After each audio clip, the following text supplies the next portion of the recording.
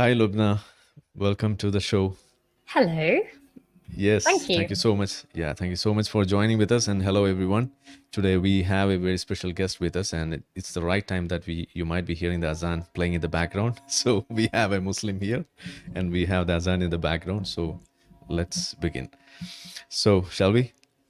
Yes, let's start. Okay. So how should I start? Khuda Hafiz or some Assalamu alaikum? What is the Well, way? assalamu alaikum, namaste, Namaste. swasiyakar, Okay. namaste, Okay. swasiyakar. Yani jo bhi, like whoever's listening to this, Okay. sorry, I broke into Hindi because I know that you're in you're in India or South. Yeah, Which yeah, country are you? I can understand. Yeah, Okay, yeah, I'll keep it to the English, but I can speak that's better. Urdu and Hindi as well. So if I break Okay. into that, ignore that. But Oh, yeah, no problem. whoever's watching this, Yeah. whichever way you want to be greeted, hello everybody. Okay. So just for a matter of fun, I happened to see a meme where it says that some Muslims trying to be more Muslim than an Arab, and they try to say by greeting instead of salam, assalamu alaikum, they use this word huda hafiz and all. So do you use that huda hafiz and other things? I say Khuda Hafiz when I'm with my Muslim family members. I Khuda Hafiz, Allah Hafiz. Allah Yeah, hafiz. Yeah. we do say that when we are ending the greeting. Not in the beginning of the greeting. It would be beginning of the greeting would be Assalamu alaikum. End of the greeting would be Khuda Huda Hafiz and hafiz. Allah Yeah. Hafiz. Yes. So we South Indians, especially in our state, it's not used that way. But in the North India, I have seen most of my friends using the same, and I think it's mostly related to Urdu, where they speak some kind of some relation to that. Maybe let's move into our discussion. Maybe. How Yeah. about that? Okay. Cool. So though I have seen some of your videos very recently after seeing one of your viral videos where you were shedding some tears and saying something, and I was literally moved by the statements that you were making over there. Like that was something every Muslim should be listening to. That's what I felt the moment I heard what you were saying there. So could you please give us a light onto what led you onto making that video from especially with regards to your origins, from where you come and how you stand today, and where do you stand today? Yes, so I basically a couple of weeks ago, so I've got a YouTube channel and I post videos, and I've been posting a few videos throughout the last couple of years. I had a 2-year break in between. The last couple of weeks, I've been producing videos with the aim of getting through to Muslims who are not extremists, who are good, peaceful Muslims, and highlighting a few things that I feel Muslims should condemn more and not be afraid to condemn. Unfortunately, because of course you can't control the people that come on your YouTube channel and who comment on your channel, I got a lot of backlash from some people who were saying they're Muslim, and I got a few threats. And for me, that really upset me because I'm thinking I've got really good intentions, and people are mistaking that, and people are wanting my voice to just shut my voice off, which isn't nice. And so the background is that I come from a Muslim family. I come from a liberal Muslim family, so I'm not very religious. I've never said that I am. And I'm learning about Islam because yes, I've learned how to read the Quran in Arabic in terms of phonetics as a child. Yes, during Ramadan I do fast, not all of them, but as many as I can. And I don't read namaz 5 times a day, but I was reading twice a day, and I was trying to build up to it. So the last couple of years I'm trying to learn about religion more because I've got 2 children, and I feel like if I don't know about religion, what am I going to teach them?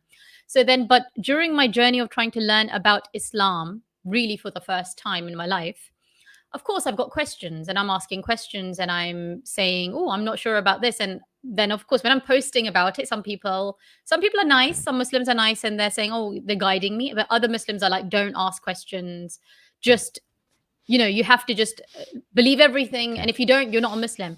So I was trying to get through to the Muslims who are peaceful, and I was trying to, and I'm calling them moderate Muslims because they're not extremists. They're peaceful, but they're not condemning violence, they're not condemning bad things, they're just ignoring it and assuming someone else is going to deal with it. So I was trying to get through to them, but unfortunately I attracted a few people who were not very nice.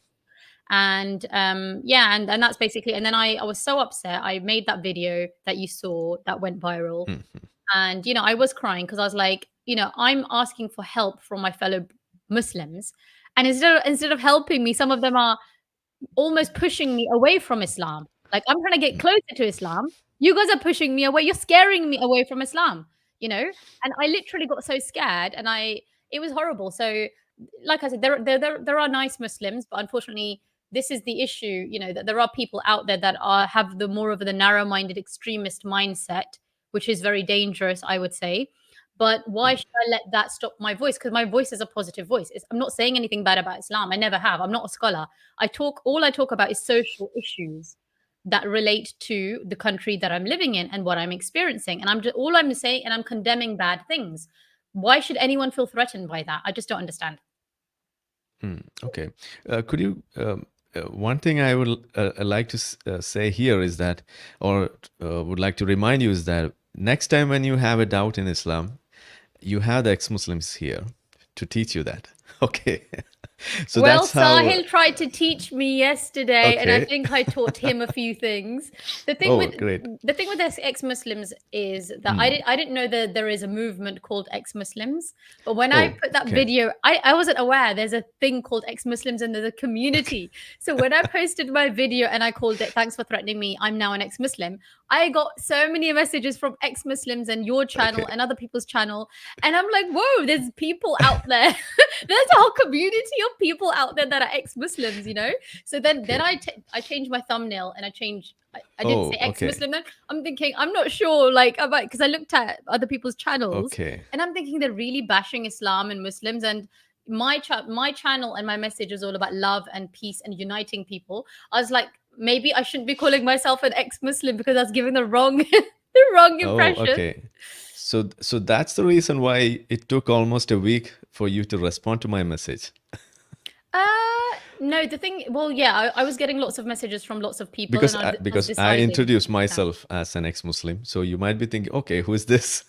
I got lots of messages from people. And the thing is, because your channel's in India, I'm not aware of it, So I appreciate lots of people in India will know of your channel. Even Sahil's channel, he's got 500,000 or whatever subscribers. So people in India know about him, but I'm sitting in the United Kingdom, so I was like, oh, I don't know who these people are. So, but to be exact, I would say that the first movement came up in UK for this ex-Muslims, and that's I would say the biggest movement. That is the ex-Muslims Council of Ex-Muslims Britain.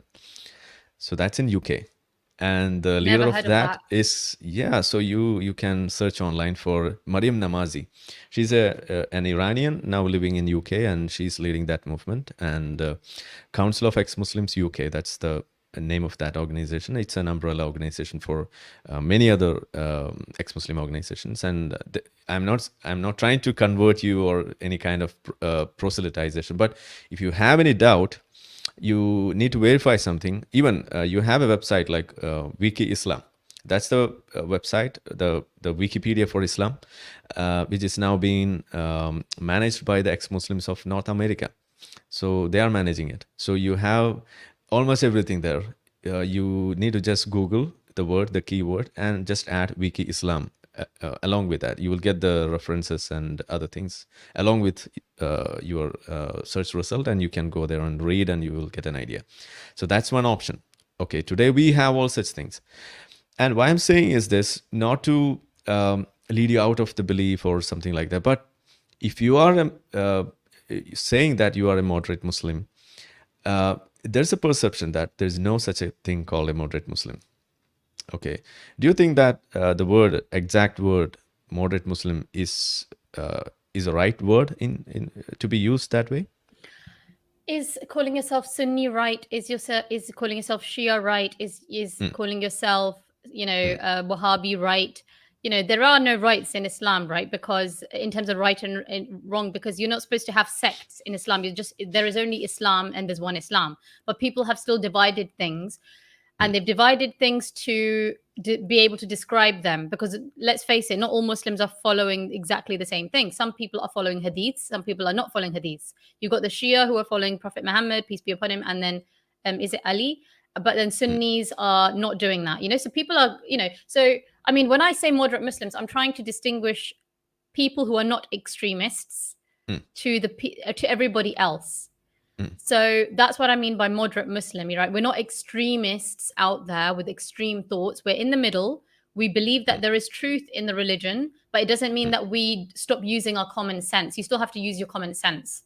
I feel like, unfortunately, there are some extremists who are saying that something's written in the scripture and that's you just have to blindly follow it. Yeah, I feel like you need to use your brain as well, right? Of what's right and what's wrong, and apply the principles, not just the rule. It's about the principle from my perspective as well.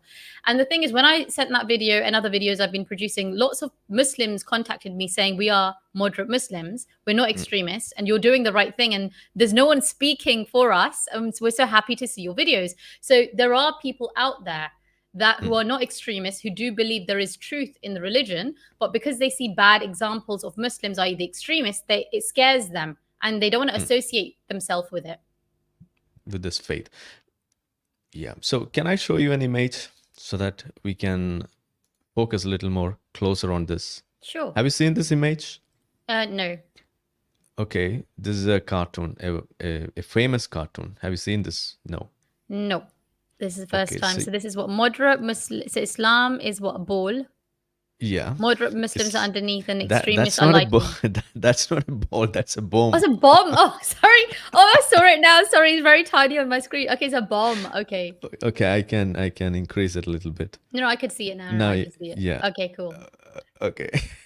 It looks like a Christmas ball. So I'm like, what is Okay. that? So yeah, you are seeing this for the first time, but next time when you see this, you will recognize it. So this represents a famous, what do you say, a narrative regarding these moderate Muslims. It's like the moderate Muslims are helping out the radical Muslims. That's the first sentence that I wrote in the description when I sent you this details of this video. So the radical Muslims, they know what Islam is. The radical Muslims, if you want an example for that, from your land, I can take Hizb ut-Tahrir. They are a group of radical Muslims there, which got proscribed very recently for their anti-Semitic statements that they raised on public platforms in this Israel-Hamas issue. So they were like a group of radical Muslims. They were using extreme forms of teachings from Islam, but at the same time, they were getting enough support from the so-called moderate Muslims. The moment they were caught red-handed with this anti-Semitic arguments or the kind of the sloganeering that they were doing, and when the police or the security forces, they were trying to encounter them, the moderate Muslims were trying to protect them by saying this is our right to protest. UK is a free country. UK is a democratic country. You have the right to protest and all those things. So now imagine if you were hearing such a thing like an anti-Semitic slogan being raised in such a context. What would be the context? If there happens to be an anti-Semitic slogan, being a moderate Muslim, the way that you exist today, would you support that kind of a anti-Semitic viewpoint? I personally don't support any kind of hate for anybody and anything. I'm a peaceful, loving person, and my aim through my channel and what I'm trying to do is to spread love and peace. I would say that you're specifically talking maybe about the pro-Palestine marches. Are you yeah. talking about pro-Palestine marches? Yep, because is that what you're talking yeah. about? So the pro-Palestine marches that are happening all around the world, not just in the United Kingdom, and I believe there is some support for that in India as well in terms of the marches. There are lots of people in those marches who aren't Muslim. There's a lot of Christians and Jewish people as well in those marches. And I would say it's all about perception as well and propaganda, because some people look at those marches and see them as pro-Hamas marches and hate marches. Some people see this as, no, these people are protesting against a genocide because they feel there's a genocide happening. So everyone's perception is different, perception is guided by the media, and the media is biased. If you switch on one channel, they'll say, oh my God, the pro-Palestine protesters are Hamas supporters. If you switch on another channel, they'll be like, oh my God, no, they're against the genocide that's happening. Children are being blown up, you know? So what we have is opinion over what the protest is about. And there are biases. I would say, I don't expect that a person who is Jewish would be anti-Semitic if they're in the pro-Palestine march. I would say I wouldn't expect someone who's a Christian and a good Christian, loving Christian, peaceful Christian, who's in the pro-Palestine march. I don't think that they're pro-Hamas at all. I just feel like a lot of these people who are going to these marches, they're just against human beings being blown up. However, having said that, of course, you will find extremists in that march, and you will also find extremists in the pro-Israel march as well, who are saying really bad things on their side. And this is what I'm finding on my channel. Like, although my channel is peaceful, you'll attract extremists and you can't control them, right? So it's not the fault of the majority of the pro-Palestine support protesters if there are extremists in their march. But if they're not condemning those extremists, then they need to take responsibility. And that's what I'm trying to do. I'm trying to condemn the bad behavior, so the rest of the world doesn't think all of the Muslims are extremists, all of the Muslims are supporting, bad behavior, because it's not all of us. But when you stay quiet and you stay silent, people assume you are supporting the bad people. Okay, so the point here is that, do you see that not just on this Hamas-Israel issue, but the issues that you were trying to address by raising some of your doubts when you started learning Islam, do you think that majority of the Muslims are supporting you in that way, or did you find them abusing you? I've had a mixed bag. I would say there is a lack of tolerance generally in Muslims. Okay. So my channel is called Candid with Lubna, and I am candid. I don't sugarcoat things. I don't people please. I say things how they are.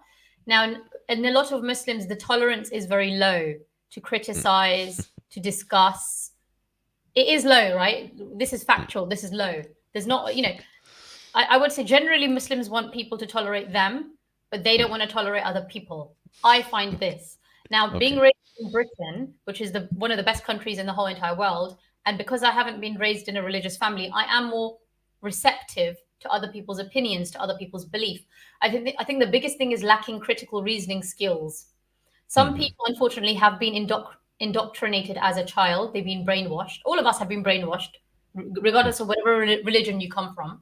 But some people have been brainwashed more, to the extent where they themselves they don't even see that there's something wrong or not right, or that they should be challenging something. They have no tolerance of hearing the other side. It pains them to hear the other side.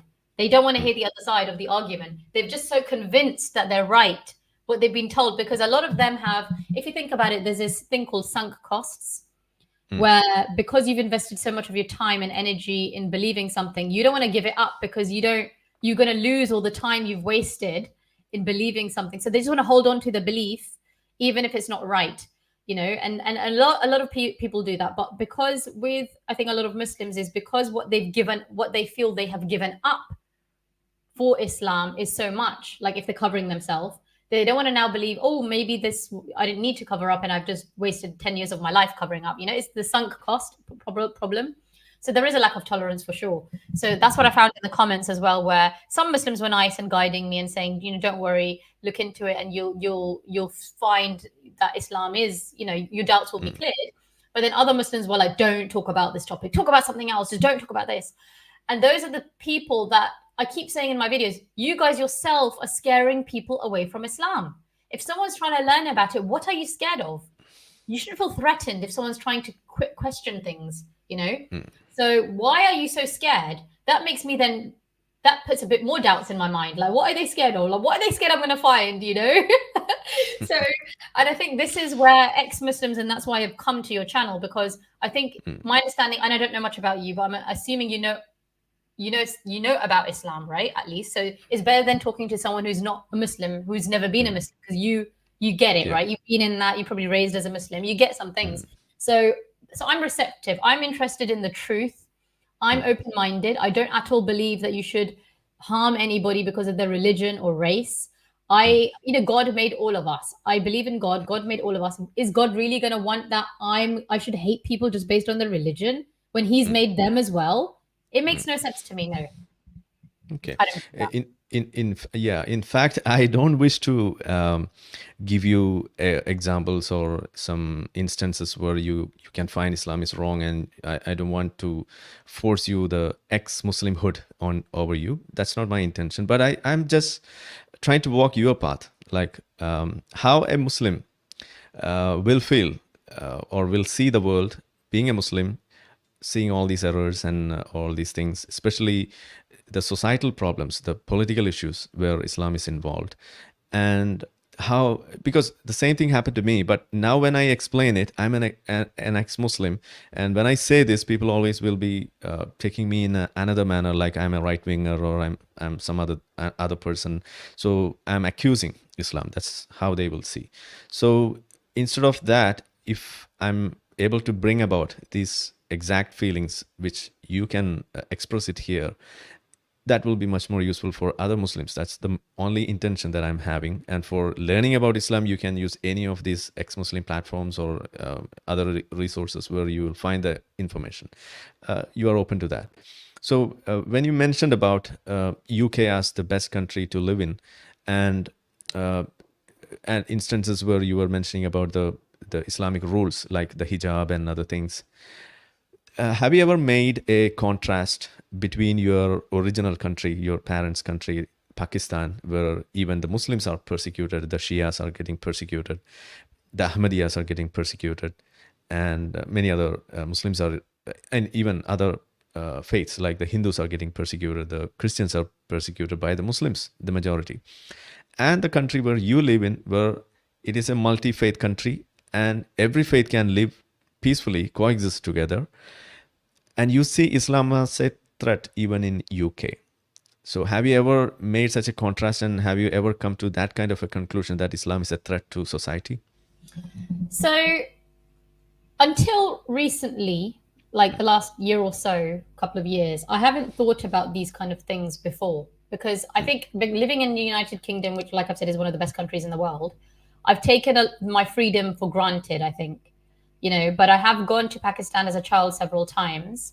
And of course, it is a different country. It's a different way of thinking.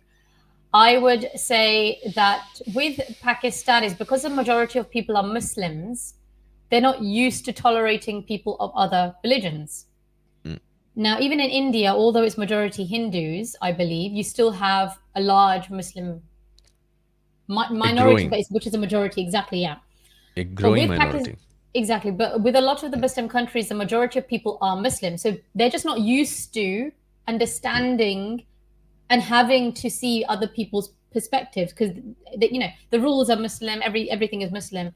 And so there's a lack of education, I think. Because of the lack of education, there's lack of tolerance. In the United Kingdom, yeah, everybody has their own religion. Everyone's getting on with it. There's no kind of discrimination is allowed. But because you get to interact with people of all faiths, you get to learn about people of all faiths, and then your tolerance increases. You meet good examples of people who are Hindus, Christians, Jewish people, and then you realize, oh, it's not just, don't just assume all people of other faiths are bad, because you can see they're really good people. But when you're living in the Muslim countries, for example, or any country where there's only one religion, because you don't experience other people from other faiths, in your mind, you can make up stories of the really bad people. But how can you know they're really bad people if you've never met them, right? So I would say what I have done so far is, because like I said, I'm not a scholar, and I never say that I'm a scholar at all. I've only read the Quran translation once. And I've also got the Bible, I've got the Gita, because I'd like to do my research, And when I listen to arguments, I like hearing both sides of the argument, not just one side, because you'll get a biased view. What I'm trying to do right now is I avoid talking about Islam and Quran and Hadith because I'm not a scholar. What I talk about and comment on are social issues. Absolutely. Social issues in relation to Muslims, non-Muslims, or whatever. I talk about those issues, and currently I'm giving Islam the benefit of the doubt. And currently, I'm assuming that the bad behavior that a lot of Muslims are doing is because they are bad and not that Islam is bad. I am disconnecting right now the religion Islam with the people, because I feel you have to give accountability to people for what they're doing. When you say that they're doing it because of Islam, you're giving them an excuse to do it.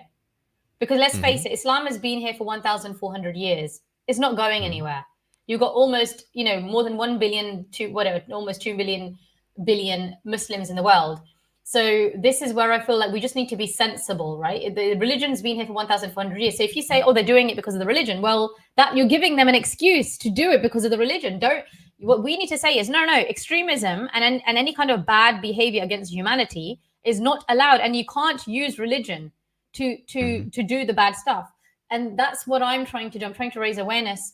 I'm trying to say to the peaceful, moderate Muslims, we need to speak up and condemn more stuff, because otherwise people are assuming we're all bad. Right? We're all not. I read the Quran, blowing people up, am I? I'm not an extremist after reading the Quran. So why are they extremists? It's because they've been brainwashed by other extremists. So as humans, it's like bad apples. You put one bad apple next to another one, or the whole thing rots, right? It's like fruit. So I feel like there's that human influence in it more than the religion. Okay. Anyway, I can do two things right now. One is to leave it to you to find out whether Islam is the problem or the Muslims are the problem. The accountability factor, where do you attach that?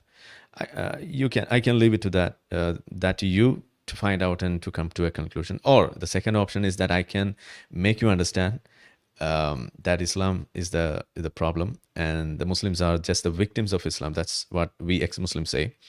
So, and if I choose to do the second take the second path, that will take another 1 or 2 hours. So I am not going into that. Okay, so it's your liberty to learn, take your time and do all those research on your own and to verify things and all other things. So I'm leaving it to you. But the statement that we make is this, just for your information, I'm just giving it out. That is, Islam is the problem and Muslims are the victim. This is the only simple statement that we make here. And this is the main statement that we make in India, a country like India, where when we see a problem, and exactly when you said that even in a Hindu majority country, the minority Muslims are growing, and with that growth, when they find some issues here, the same way that you find some issues in UK, where the extremists like or the Dawa cult people like Ali Dawa, Muhammad Hijab and the like of such people, when they create problem, we have multiple others here like Zakir Naik. He's from India. We have our local Zakir Naik, Mallu Zakir Naik. We have the Imam Akbar, then some Mujahid Balisheri. There are some names like that. So all these people are, we attach them to a cult, a Dawa cult. We can call them that way. That's how I address them. They are creating a problem. And when they create that problem, it's creating a kind of insecurity among the majority Hindu population, which is helping them polarize or which is radicalizing them. And then what happens next? The whole peaceful atmosphere is getting polarized and all other issues, it is cropping one after the other. So when we started making this statement, dear brother, Hindu brother, it's not the Muslims, they are the problem. It's the Islam is the problem. You need to address Islam. You need to teach Muslims what Islam is, the real Islam. And then if Muslims are coming out of that and when they start becoming ex-Muslims or they stay away from Islam mostly, or they just take those part of the Islam for their spiritual enlightenment and other things, they can just take that and they can just live that way. It's not a problem, not for themselves, nor for the society as a whole. And that's now what we are seeing as a change or a transforming a situation that we see in India. So that's the statement that we try to make. So would you think that is... If I could just come in on that, please, which I think is what you're going to say anyway. So what I feel is that Muslims, the reason I'm speaking up is because I feel Muslims will be more willing to listen to other Muslims. It will be more difficult for you as an ex-Muslim and as a person, if you're a Hindu or who were never a Muslim, to speak to a Muslim. Because Muslims will just shut you off because the tolerance is low. They don't want to hear, they don't want anyone else outside of their religion to tell them about their religion. So I feel like I get why, you know, what you guys are trying to do, but that's why it's not going to work, because and that's why it's so important for the moderate, peaceful Muslims to speak up. And that's what I'm trying to do, because there's not enough people like me speaking up yet. there is a perception like people like Muhammad Ajab and Ali Dawa and these kind of people, that all Muslims support them, and these people are role models for Muslims.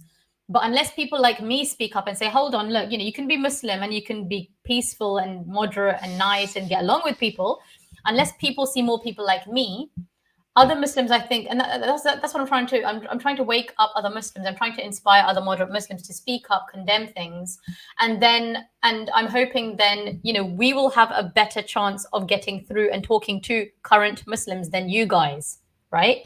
Because when you guys do it, they'll just say, "Oh, Islamophobic. Oh, they just hate our religion."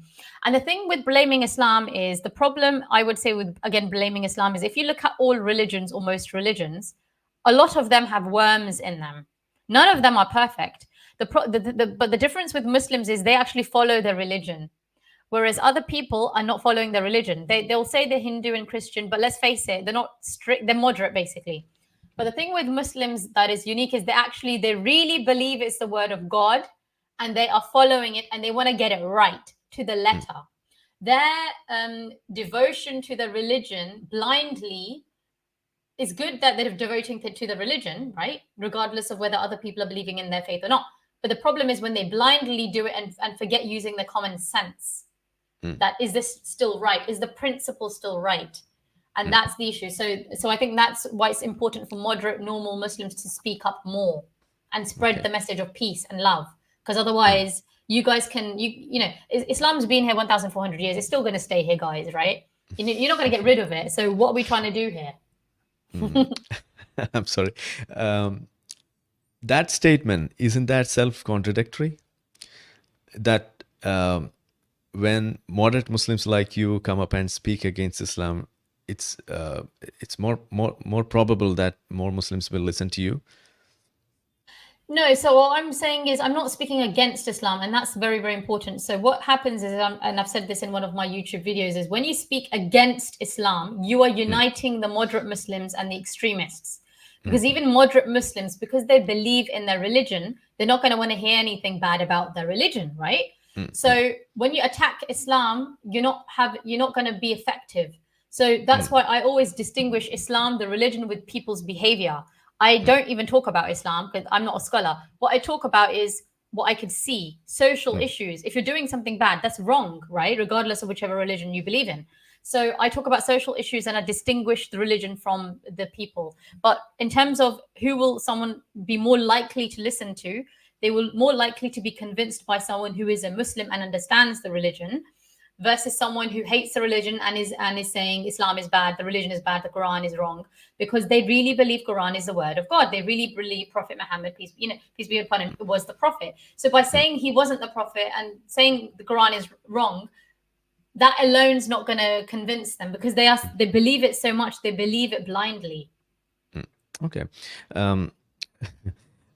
I can give a picture of a spectrum where you will understand where ex-Muslims stand, where the apologetics like Ali Dawa, Muhammad Hijab stands, and where you stand.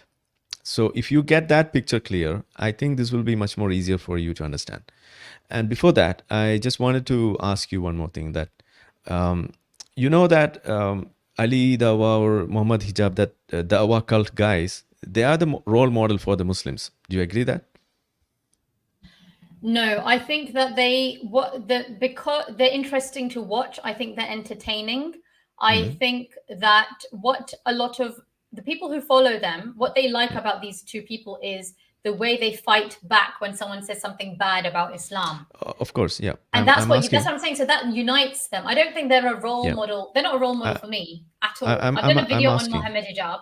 I've done a video on him, and I've said he's an absolute disgrace. Yeah, my point is, will any Muslim say that Muhammad Hijab is not a true Muslim? Would any Muslim say, no, not really. Because the reason is because you if might you believe, say. No, I won't say that, because I would say what is a Muslim? Muslim is someone who believes that the Quran is the word of God, right? That God communicated in it. And like I said, there's different versions of Muslims in terms of Sunni, Shia, Wahhabi, etc., etc. And so me personally, I don't think I've got the right to say whether someone's a Muslim or not. I don't know what they Okay. believe. Someone could say they're a Muslim and inside the heart they may not believe the religion. So I try not to force my opinion on other people. Would I say he's a good human? I can comment on him being a Okay. good human. I think that he's very divisive. I think Okay. that he could spread There's love. there's a problem there. That is, you are infected with a virus called humanism. That's a problem. I am So definitely a humanist. Humanity first. yes. So that's the reason why you're not able to make that statement also. Like, so I'll make it clear. Like when you speak to a normal Muslim, where he or she upholds Islam above everything, even above humanism, values, and other things. So when you look for a person and when you ask about Osama bin Laden or maybe even Muhammad Hijab or even Zakir Naik here, they will always say that, okay, they are the true icons of Islam after Prophet Muhammad, and they are the persons who are defending Islam. They are living for Islam. So they will speak high about them. You can see those comments under their videos. I think these people are earning a lot of money from Islam. I think they're earning a lot of money. They're not Of paupers. course. They've got Of lots of course. subscribers. That's You part know of how it yeah, exactly. that's So I part of mean, the game. this is the profession, I would say. So Okay. I'm not saying these are the comments made by you. These are the comments made by them. no. I know, Okay. and I'm just joking. Okay. And even I so do have a sense of humor. Sorry. yeah, I can understand. I can understand. So the point I'm trying to make is, so when you cite an instance where Muhammad Hijab getting violent over other religious people or going anti-Semitic or even calling for even Zakir Naik once or twice, he was reasoning out the suicide bombings. He was even citing examples or fatwas from Islam to say that suicide bombing is fine as a war tactic. That's how the Dhaka bombing was happened. And those people involved were mentioning about the speeches of Zakir Naik, how that influenced them in making that kind of a bomb blast. So these are the things made by them. So when you say this, some Muslims would say, okay, he's not a right Muslim. He's not the best one. He's not among us. And you will also find some other Muslims saying that he's the right one. He's the best. He's the icon of Islam. So there's always a conflict. So I always ask these people whether you would count with these standards by which you are saying that Zakir Naik is not a good Muslim, or when Muhammad Hijab is not a good Muslim. Would you say that Prophet Muhammad is also not a good Muslim by the same standards? They are getting stuck over that. So that's the issue. Can I just answer that? So sure. So your question was, do I think he's a Muslim? Your question wasn't whether I think he's a good Muslim. So whether someone's a Muslim or Hindu or Christian, that's none of my business, and only they would know. But if the question is he a good Muslim? I think no, because I think he makes Muslims and Islam look bad. Rather than Muslim, good, I would say true Muslim. True Muslim, again, this is not for me to judge. This would be for God to judge. I can only judge as a human. I can definitely judge whether I think he's in terms of good or bad. Is he doing good or bad? I feel he's doing more bad than good, because people are getting a bad impression of Islam. People are getting a bad impression of Muslims, I feel, and that's why I've spoken up, because I feel like we need to give a better impression of Muslims. There are good, peaceful Muslims out there like me, and because they're quiet, no one knows that. People just see Muhammad Hijab, they see Ali Dawa, they see these kind of people that are very extreme in their views and what they're saying. And the thing is, with a lot of these people, they're doing some of the stuff like you've mentioned about Muhammad Hijab. I never heard this before because I don't follow him. I'm not aware that he said about suicide bombings, and I'm not aware of all this kind of stuff. Zakir Naik mentioned about suicide bombing. Yeah, I've never heard Zakir Naik say that. I've heard other videos of Zakir Naik. So this is the thing. So I mean, so with what I feel like is, with a lot of power comes a lot of responsibility. Sometimes people just want to earn money and they want to say stuff to gain followers and subscribers. And I can do the same. I could say lots of things and I know what things to say on YouTube, and I will get the clicks, I will get the views. What I'm trying to do is I'm trying to encourage peace, love, humanity. I don't want to say bad things about Islam, and then the Muslims are going to feel like what is that going to achieve if I say bad things about Islam? I'm not a scholar, and I don't want to just say good things and not criticize Muslims where criticism is necessary. I want to be balanced and I want to do good. Yes, I'm going to grow more slowly in terms of subscribers. Yes, I'm not going to get the likes and the views, but my intention is a good one. Whereas these other people that you've mentioned, they're just doing things for attention, right? So, Yeah, can I get a glimpse of the comments that you were getting when you were trying to voice your doubts in Islam, when you were trying to learn more? Like, whether did you get any comment like you are not a true Muslim? Did you get yes. some comments over that? I'm still getting those comments. So, you're not even wearing a hijab. Why are you talking about Islam if you're not wearing a hijab? So Why are you not covering yourself? Oh, this is so annoying. And some other stuff like. So do you think that you are a true Muslim? I'm just curious. Am I a true Muslim? No, I don't think I'm a true Muslim because I'm a confused Muslim. Okay, so is there by any chance there an option for exist as a confused Muslim in Islam? I would say maybe not in terms of humans. Humans are very intolerant. I would say in the eyes of God, and that's the only. I definitely believe in God. Whether I believe in Islam or not later down the line is a separate issue. But I do believe in God because I've had supernatural experiences, not spiritual, supernatural. And I mentioned this in the live yesterday, and everyone was like, "Oh my God, what is she talking about?" So I definitely believe in God. And for me, it's between God and I. Only God knows my intent, right? What's in my heart and what's in my mind. And I feel like God knows I'm not a bad person. I'm not deliberately trying to criticize and find faults in any religion. I'm genuinely trying to find the truth. And I've prayed to God and I've said, please, can you guide me? Is Islam true? Or because there are bad Muslims out there doing bad stuff. Is this really the religion, or are they just bad because they've just been brainwashed by somebody else? Is this really Islam, or is this not Islam and they're just doing their own thing? So I've definitely prayed to God and I've asked him for for guidance. Istikhara? So we'll see. No, I don't do Istikhara or- istikhara. I pray to Okay. God directly. The creator of the universe, I pray to him directly. And I've asked him for guidance. Is it someone else other than Allah, or I would say there's one God, whether you call him Allah, whether you call him God, because like sometimes I say God and Muslims say, what's God? Say Allah. I'm like, for God's sake, God knows that whether I say Allah, whether I'm saying God, I'm talking about the one God, the one creator of the universe. You can say Okay. whatever you want. I feel like this kind of thing is silly, right? Petty. It's very petty. Are you saying God? Are in you saying fact- it's stupid? It's stupid. It's silly. Like the creator of the universe, when I'm praying, God knows I'm praying to him. It's in my heart. These kind of things are silly things. Sorry. In fact, that's an indoctrination in Islam where you have to call him an Allah.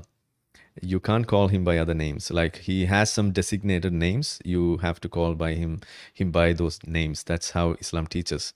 So No. That's how I don't think that's how Islam teaches. That's how a lot of Muslims teach their children, or the imams teach their students. I'm from a Muslim family as well. No one forced me to say. I say Allah when I speak in Arabic, when I do namaz, or not when I speak in Arabic, when I pray. But when I speak in English, I'm going to say God so people understand what I'm talking about. So I don't think this is the thing about being narrow-minded. You have to open your heart a little bit more. I'm just giving my opinion. I'm not talking about Islam as a religion. I'm not a scholar. I'm talking about my own common sense, right? That God knows, the creator of the universe knows that I'm talking about him. And in fact, I don't want to bring in Islam again here, other than the social issues, because if we go by that, it won't end, because I will be forced to debunk you many things, and I don't have a come kalima back. ready. I can come back if you want me back. We'll see. Yeah, we can speak about all those things, because that will be interesting for other Muslims as well. We can just have a casual talk on that. Okay, so now we have some particular points where we have to talk about, especially from your country where you are living. One is about the situation in UK right now. That is the call for Sharia in UK. So did you hear that? Sharia for UK? I've heard some rumblings of some people would like Sharia law. I'm not close to it. I haven't followed. I'm not aware of the details. No, but I've heard some rumblings. But the reality is that there's a growing a kind of movement over there. They really want Sharia to be implemented in UK, and that's their dream, like to transform UK into an Islamic country. But maybe they want Sharia law because they want 4 wives, and currently they're not allowed 4 wives. Okay, so again, Islam. So what are the problems that you would cite, or what are the doubts or confusions that you got when you started studying Islam? And especially with regards to the hijab and the niqab. I saw some of your video titles where you were, the words I don't remember exactly, but you were mentioning something like, dear hijabis, your man is looking at me. So what's that? Okay. So there's 2 things. There's two different things here. One is that why don't I wear a hijab? So when I started reading before I started reading the Quran translation, I prayed to God and I said, once I finish reading the Quran, if I believe this is the word of God, and if that it needs to pass the first test that I believe it's the word of God. Then second, if it tells me, if I believe it's the word of God and it's telling me to wear a hijab, I will wear a hijab. I had pure intentions. But when I read the Quran, I had a few doubts about some of the verses, and so I started doing research. And I'm still doing research. And then the second thing is, nowhere was there a verse specifically saying that all women of the world need to wear a hijab. Yes, it spoke what I felt like, my interpretation of what it said was, it is suggesting that you dress modestly. Dressing modestly, depends on which country even you go to, because in UK, modest dressing will be less modest versus someone in a Muslim country. So, so I felt like it's talking about common sense, right? If you, dress modestly, just don't make, cover yourself in, certain areas, because my understanding is the women at the time had their body parts like cleavage showing. So they were advised to cover themselves. Again, don't quote me because I'm not a scholar. But so I was like, okay, it doesn't really say anywhere that you have to wear a hijab. Whereas some people in my comments are saying, oh, you're not even a Muslim because you're not wearing a hijab. Where does it say in the Quran you're not a Muslim if you don't wear a hijab? It doesn't say that anywhere. But some people make stuff up. What my annoyance is, some people make stuff up. And the other video you're talking about where I said, hijabi women, your men look at me. I'm not saying all Muslim men look at other women. I'm not saying all Muslim men who have a hijabi wife look at other women. But there are some who do. If you are walking with your wife and she's wearing a hijab, please respect her enough not to look at other women, because your wife is dressing modestly, right? And it is, and I'm sure maybe some women would, which woman doesn't want to show, look nice and be glamorous. But the fact that your woman is hiding, is covering herself up, and then you're disrespecting her by looking at other women. Those men that I was speaking about in that particular restaurant, they were staring at me, and the wife was even telling him not to, but he kept doing it. And I just found that so rude. I'm not saying all Muslim men look at other women. I'm not saying all Muslim men with a hijabi wife do, but the ones that do should be ashamed of themselves. Because in Islam, it's not that only women should cover their hair. It's also men should look down. So why are men not looking down? Why are they staring at me? I can give you the answer. I can give you the double answer. standards. I don't like double standards. It's because a lot of times people say cover the woman. Yeah, but you're supposed to look down. You're not supposed. Why are you even looking at my videos on YouTube?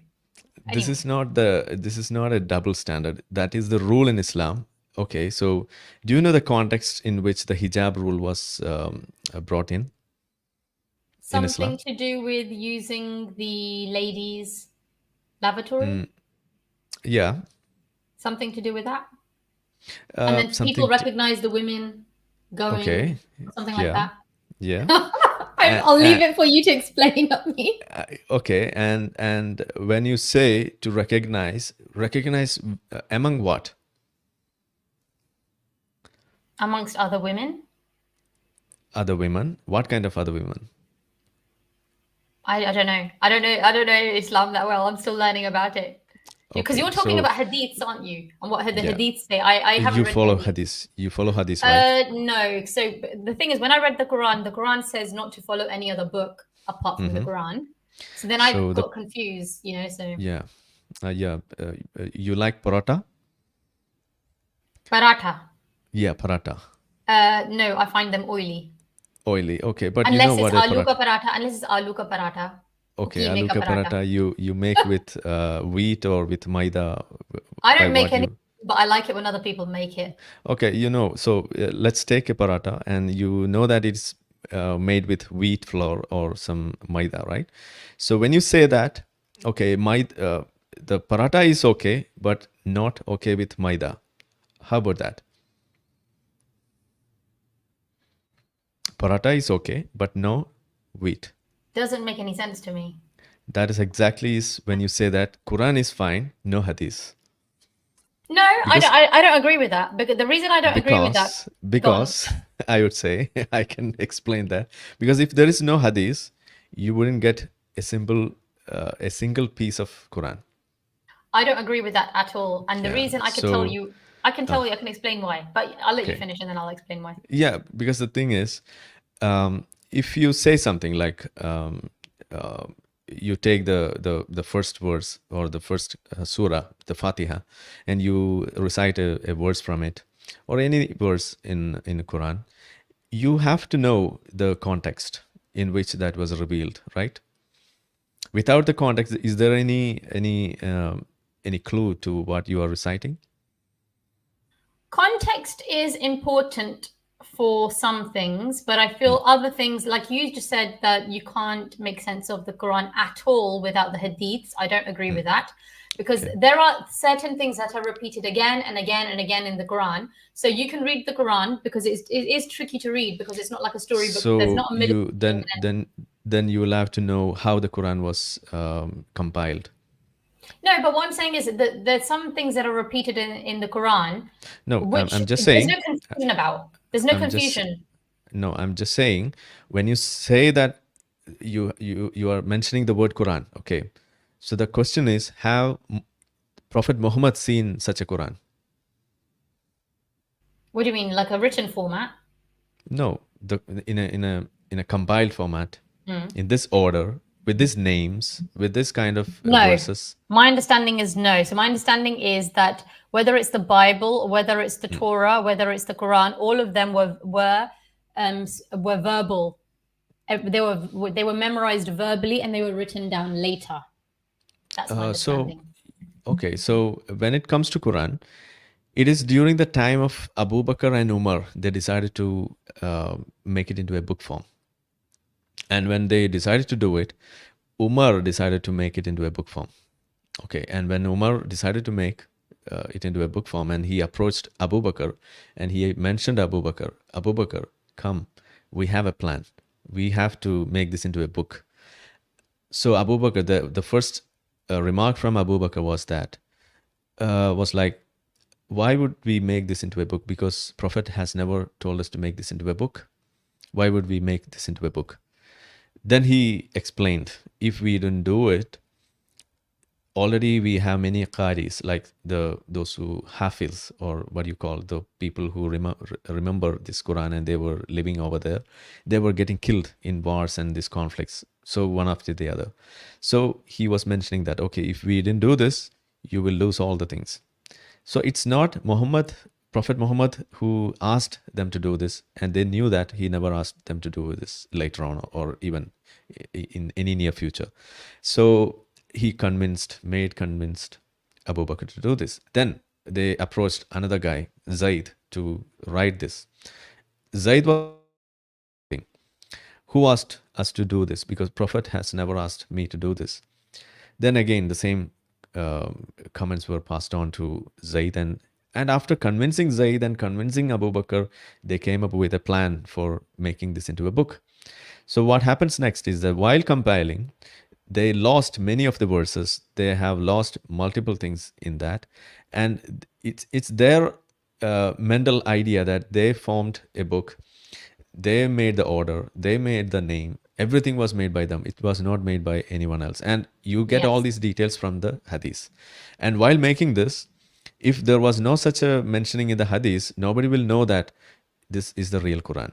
Since there is a hadith mentioning about the compilation, you get to know that the book which you carry with you and you call it as a Quran is a Quran. If there was no... I agree with you. I understand what you're saying. However, even the hadiths, the Prophet didn't say to write the hadiths. That was done 200 years afterwards. So what my point is that the fundamentals mentioned in the Quran that I understood after reading the Quran, that were repeated again and again, I feel is enough for someone to be to pass the test of life. I feel the message in the Quran to pass the test of life is still there, regardless of whether, Prophet Muhammad told people to write the book or not. And I'll tell you what the fundamentals are. It's very, very crystal clear, and it's repeated in the Quran again and again. Believe in one God, do righteous deeds, repent for your sins, establish regular prayer, and give charity. Those 5 things are repeated again and again and again. You can forget the whole of the Quran after reading it because there's quite a lot of things mentioned. Those principles are clear, crystal clear, and they're repeated. For me, those principles make sense. They are enough. What I'm trying to do as a Muslim is I'm trying to live by those 5 core principles where there's no confusion about those. You don't need the hadiths to understand what righteous deeds are, really. You don't need, give charity, pray, establish regular prayer. So I'm just trying to use my common sense. And if those things are repeated again and again and again in Quran, and there's no there's no issue, there's no people aren't disputing them. Well, if I stick to those principles, and actually they're universal to other religions as well, I'll be fine. That's what I feel. Yeah, okay. I'm not directly confronting you, don't take it that way, but I'm just asking you, when you say that, repeatedly saying something, that itself is required for you to take it as a value that you can follow. And you mentioned about the prayers, right? So reading namaz, when you say that, where will you get the form of namaz the way that you do? Yes, so this is now my personal belief. I feel like whatever the Quran says is sufficient. So if the Quran, the Quran does mention some things about prayer in terms of the timings, and it does. It doesn't say it directly. It doesn't say 5 times directly, but it does mention the timings of what time you should be doing it. But it's spread across the Quran. Yes, there are 3 times. I'm aware of that, and that's the same as the Jewish people as well. So what about 5? The rest 2? No, so what I feel is if the Quran says 3 and you end up praying 5, praying more times is not bad, is it? So even if you end up praying 5 times, just say it's not right. Just say the Quran says 3 times and you end up praying 5 times. What's wrong with praying 5 times if you really believe in God? There's a problem. I don't believe there is. I feel the version of God that I believe in is very flexible. Like God created us. The problem I don't think he's gonna discriminate between us because we're confused. I don't think our prayers are going to be less, I don't think he's not going to accept our prayer because, we prayed 5 times and we should have prayed 3 times. I don't think so. I don't think God is that narrow-minded. Yeah, see, the Islamic God, the Allah is so much narrow-minded. We will have to acknowledge that. So there's a problem when you pray more. When it's said that 3 times prayer, you are not supposed to pray 4 or 3.5 even. Then forget about 5. So you have this final Hajj sermon that is being delivered by Prophet Muhammad, and that verse is present in the Quran itself. As when you read, you can see that, and in that, it's already mentioned that this is completed. Okay, al-deenu akmamtu lakum deenakum. That's how it begins and goes on. So when it says that today we are completing or perfecting the religion, that means nothing to be taken off, nothing to be included again or as an addition to that. You are not supposed to do that. And this exactly is the reason the Muslim or the Islamic scriptures or the teachings always uphold the idea of bid'ah. We call the new things to be added onto that. So when you add 2 extra prayers onto that, that is a bid'ah. When you're saying that, and kullu bid'atin dhalala, kullu dhalalatin finnar. That's how it says. That means what? Every new thing is a bad thing, and that those things are going to the hell. Okay, so that's how it teaches. So you are not supposed to add anything. Yes, especially but there's a distinction between people, normal people adding things, and scholars adding things and making other people believe. Just say I'm a scholar and I've made it up. It was supposed to be 3 So you mean to say and, that? So you mean to say that scholars can add? You are not supposed to add. I'm saying that if 1,000 years ago someone changed something, how would I know 1,000 years later? So if I'm following that, believing it's the word of God or the word of the prophet, even if it's wrong, I don't think God's going to punish me. God's going to punish the person who made the change. And that's the same thing that's mentioned in the Quran about the Torah and the Bible. The people who change the word and the people who give people false information, they're the ones who are going to be blamed for other people being misguided. So I feel like, okay, even if it was supposed to be 3 prayers and I'm doing 5, as long as I have good intent, God Almighty knows I'm not doing it on purpose, right? Someone else is someone else's fault. Anyway, I'm glad and overly happy that we had a person in our place who said the same thing, that Quran says only about 3 prayers, and that's fine, and you need not look at the Hadith. There was a person in our place, and he was challenging the ulama here. Okay, and what happened to him is he was killed by the Muslims. On your channel? Okay, not my channel. Okay, don't be frightened by that. I'm mentioning about a real incident which In happened India? in our place. Yeah, in my place. Okay. Okay, he was killed, literally killed. He was a Muslim. So you were mentioning about the more chances of a Muslim listening to a moderate Muslim and trying to get corrected. That's the But I'm not point where correcting. No, but I'm not correcting on. I don't talk about Quran and Hadith because I'm not a scholar, and I keep saying this. I'm not a scholar. I'm doing research. Okay. Of course, if you're Yeah. asking me questions about Quran and Hadith in terms of my course, limited yeah. understanding, I'll give my opinion. But my opinion Okay. is not Islam, and my opinion does not reflect other Muslims' beliefs at all. I'm someone who's researching, and I'm an amateur. So but what I talk about is social issues, and I talk about peace and unity and harmony and those kind of things. But if someone will ask me a question about Islam and Quran and Hadith, I'll give my opinion, but my opinion is not fact at all. So just saying that right now. Anyway, I'm so happy that with all the shame that you felt with Hadith, you have decided to ditch Hadith, right? No, I don't. So I don't think I don't think it's about shame. I don't know much about hadiths. Okay. I've read the Quran.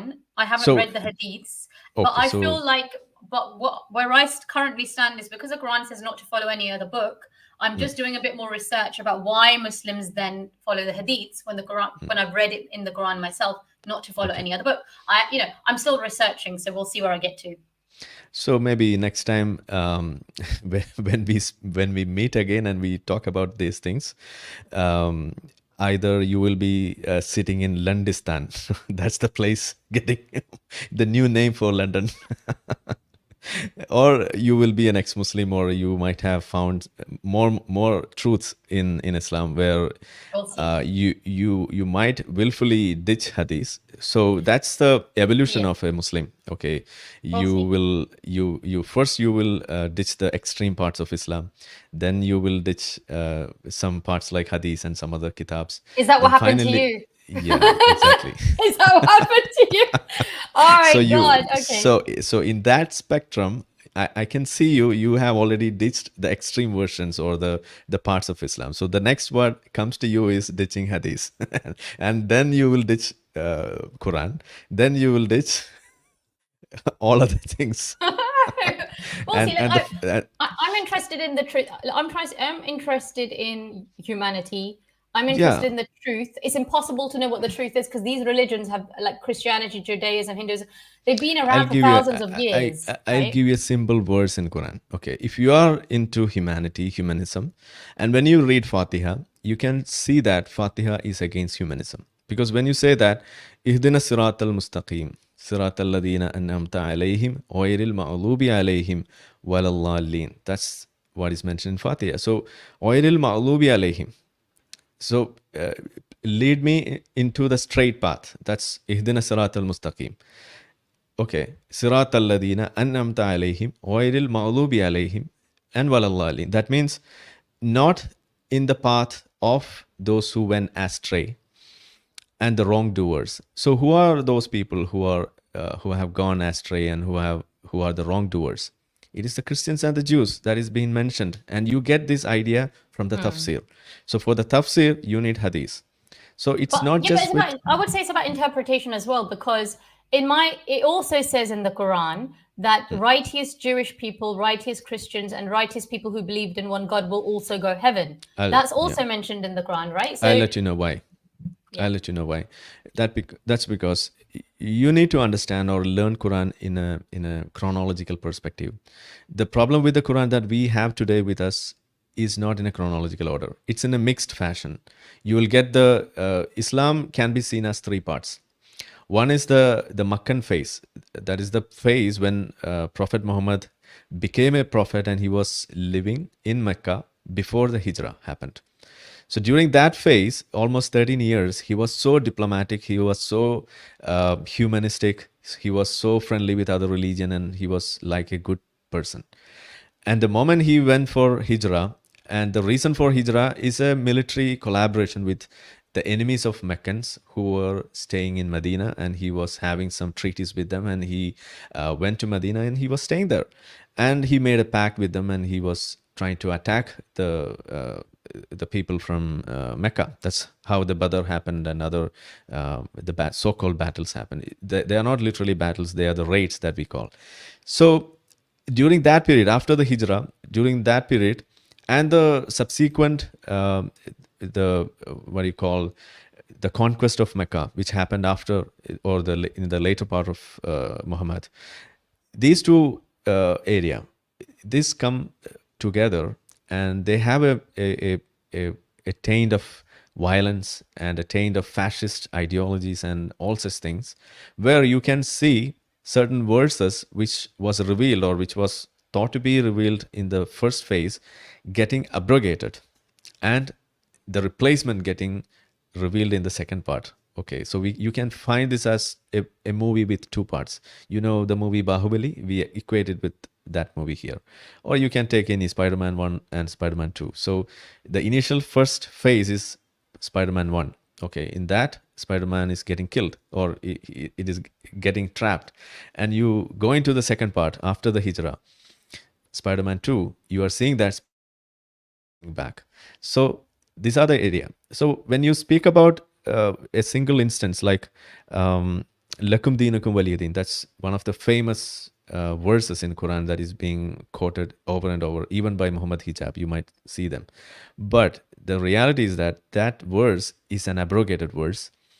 And instead of that, you have a later verse which is present in Quran in the Surah Tawbah, which it states that you have to find and kill every kafir wherever you find them. That is the second part of Spider-Man 2. Okay, so in Spider-Man 1, it is so beautiful.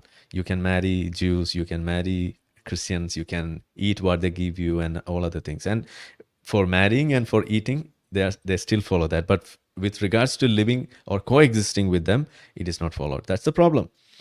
So when it comes to coexistence, they take out anti-Semitic principles from Quran because they go for the second type kind of verses where it says that Jews and Christians, they are never to be your friends.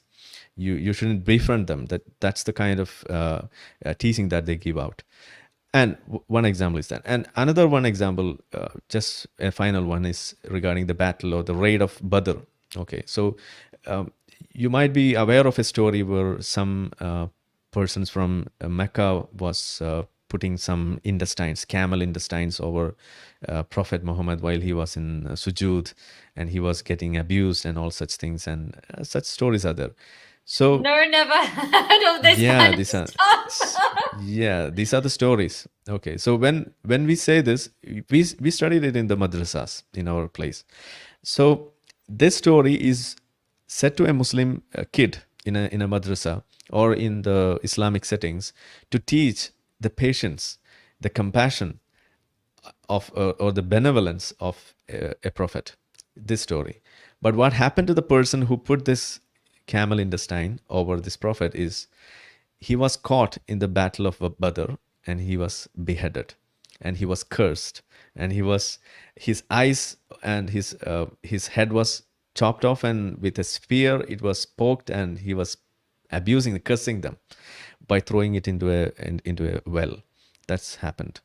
So this second part, the Spider-Man 2, is never taught in a madrasa. The Spider-Man 2 is never taught in or mentioned in an Islamic setting.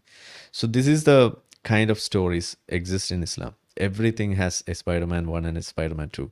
Most of the Muslims, or the moderate Muslims, or the Dawa preachers, what they do is they just keep on saying or proselytizing the good part, the Spider-Man 1. They just do that. That's what is happening. So as an ex-Muslim, how I became an ex-Muslim is I started listening to some of these kind of statements, just like you were listening. I was also listening from other people. So I decided to work over that and to find the references and other things. And my own, you have the Google and other things today. So that's a blessing. You can find that the exact references from the Islamic textbooks and other things. Then you will find a reason to leave out of Islam. That's what happened.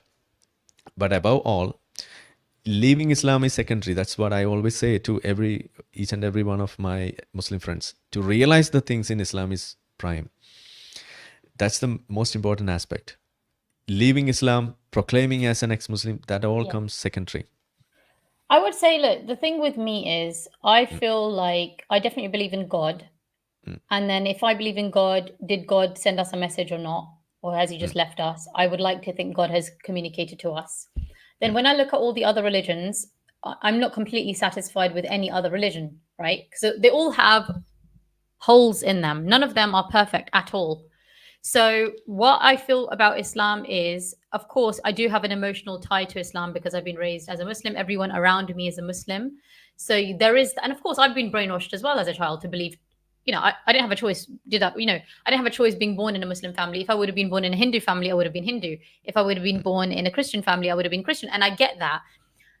So that what I'm trying to do is use my common sense. I'm trying to take the good things that I have learned from Islam and, what I've been taught. I don't think the good things that I've been taught, I should let them go because there's a few texts and hadiths or things that I'm not sure about. What puts me, the number one thing that puts me off any religion are the people. And so that's what I'm finding with the extremist Muslims. They are putting me off, not really the scripture, because like I said, there's stuff in Christianity and Judaism and other religions that isn't right. If you read it, it's not right either. It's not humanity either. But because a lot of people aren't following their religion like Christians and Jewish people to the letter, it's not a problem.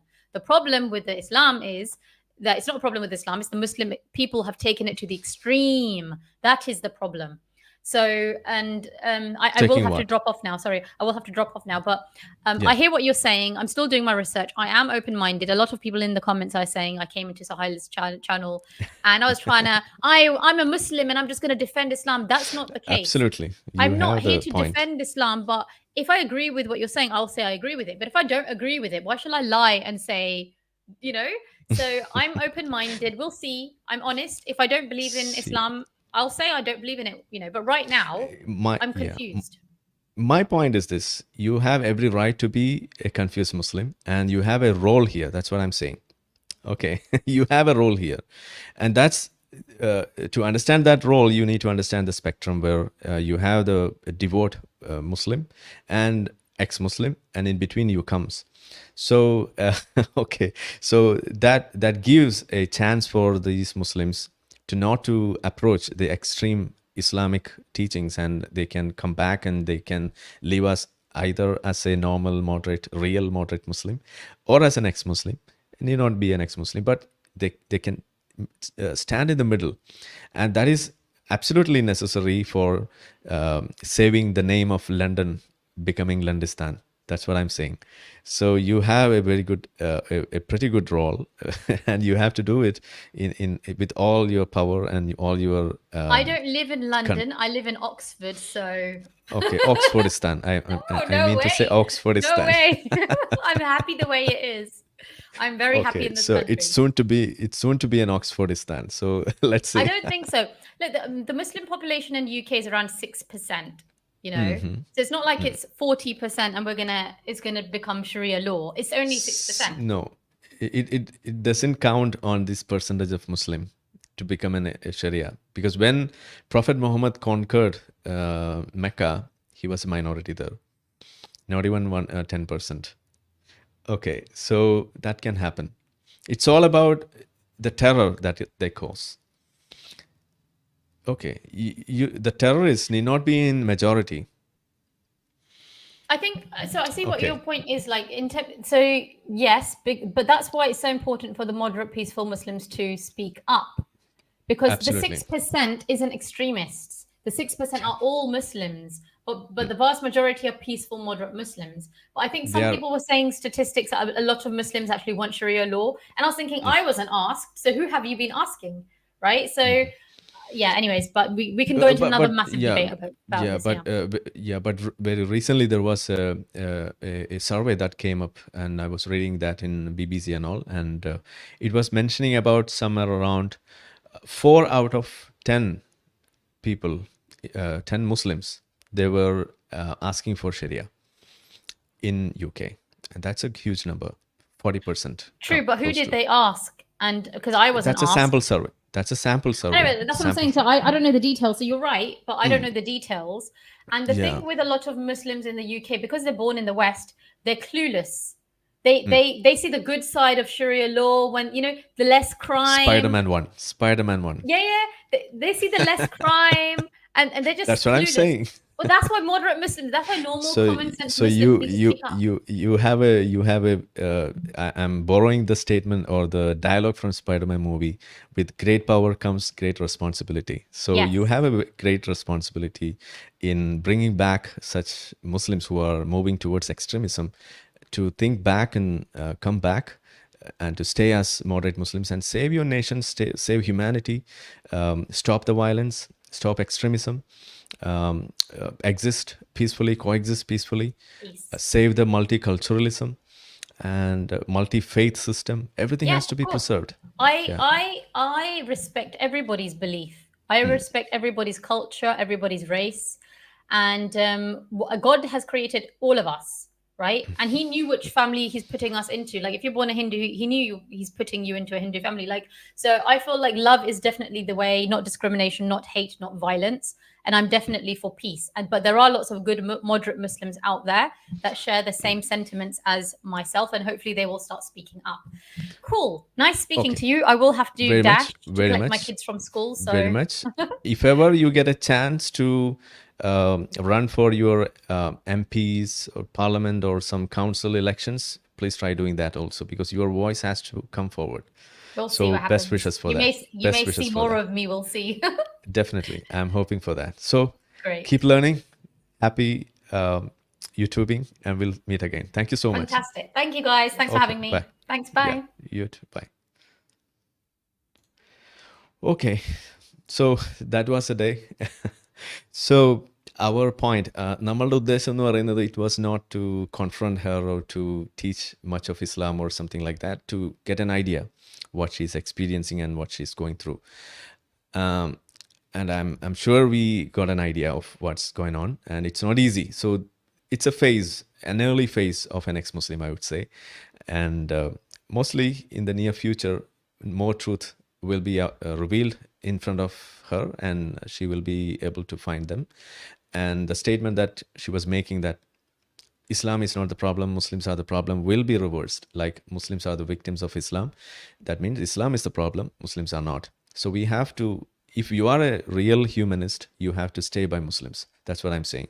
So if you are calling out Muslims are the problematics or the problem causing agents, then you are not truly upholding humanism or humanist values. That means you are trying to say that they were born problematics. No, that's not the reason. They were all normal human beings, just like we are, but they were fed with some kind of faulty ideologies which caused them to become extremists or some terrorists and other things. So, okay, let's see how it goes. And we are expecting more such people on our channel. And next, you can expect two interviews. One is with Harry Sultan, and that's going to happen this Sunday on at 12 p.m. 12 noon. Okay. And after that, we are expecting one Gazan citizen to join us, and I'm not sure of the date, but okay, so let's see. Moving on, we'll meet with another video. നമുക്ക് അടുത്ത വീഡിയോയിൽ കാണാം. So a very good night to everyone. Thank you so much. And a big thanks to all our viewers here who were supporting us, and for Lubna for joining with us also. And mostly she will be joining with us for another video where we will be discussing more of Islam and other things, giving a chance for even other confused Muslims. So hope for the best. Everybody. നമ്മളെ video കണ്ടുകൊണ്ടിരിക്കുന്ന ആളുകൾ channel subscribe ചെയ്തിട്ടില്ല എന്നുണ്ടെങ്കിൽ അത് ചെയ്ത് നമ്മളെ support ചെയ്യുക. മറ്റു രീതിയിൽ സപ്പോർട്ട് ചെയ്യാൻ ആഗ്രഹിക്കുന്ന ആളുകൾക്ക് അതിൻ്റെ ഡീറ്റെയിൽസ് ഡിസ്ക്രിപ്ഷനിലുണ്ട്. നിങ്ങളുടെ ഓരോ ലൈക്കും ഷെയറും അതുപോലെ കമൻ്റ് ഇടുന്നതും ഇതിൽ ഈ വീഡിയോ അതിൻ്റെ താഴെ വരുന്ന കമൻറ്റുകൾക്ക് നിങ്ങൾ പ്രതികരിക്കുന്നതെല്ലാം തന്നെ വീഡിയോയുടെ റീച്ച് കൂടുന്നതിന് വലിയ തോതിൽ ഉപകാരപ്പെടുന്ന സംഗതിയാണ്. അപ്പോൾ അതുകൊണ്ട് അതിൽ നിങ്ങൾ ഏർപ്പെടണം എന്നും കൂടി ഞാൻ അഭ്യർത്ഥിക്കുകയാണ്. മറ്റുള്ള രീതിയിലുള്ള സപ്പോർട്ട് തുടർന്നും നിങ്ങളുടെ ഭാഗത്തുനിന്നുണ്ടാവും എന്ന് പ്രതീക്ഷിക്കുന്നു.